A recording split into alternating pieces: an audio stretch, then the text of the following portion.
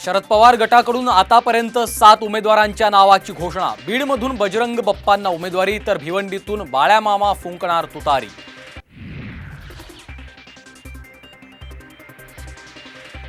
भाजप उमेदवार नवनीत राणांचं जात प्रमाणपत्र वैध। सुप्रीम कोर्टाचा मोठा निर्णय। निकालावर बोलताना नवनीत राणा भाऊक। अमरावतीमधून शक्ती प्रदर्शन करत भरला उमेदवारी अर्ज।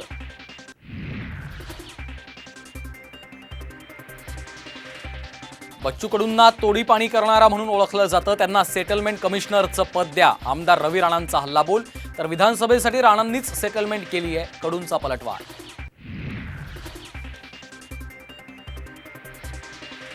अजित पवार गटात प्रवेश करताच अर्चना पाटील यांना उमेदवारी जाहीर। धाराशिवमधून ओमराजे निंबाळकरांविरुद्ध लढणार लोकसभा।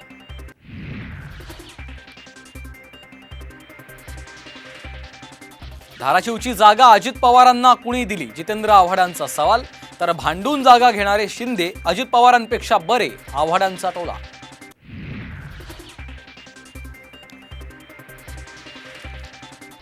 मी निवडणूक लढवणार म्हणजे लढवणारच, कॉलर उडवत उदयनराजेंची रोखठोक भूमिका।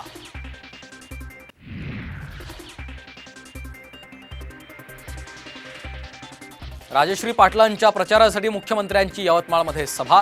भावना गवळींची अनुपस्थिती। भावना गवळींना वाऱ्यावर सोडणार नाही, मुख्यमंत्र्यांचं विधान।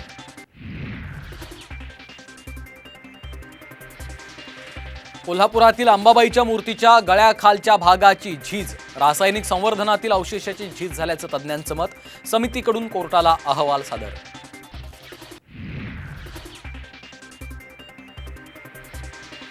आणि मध्य महाराष्ट्र आणि मराठवाड्यातील अनेक जिल्ह्यांमध्ये पुढील 15 दिवस उष्णतेची लाट। निवडणुकीच्या काळात नागरिकांना काळजी घेण्याचं आवाहन।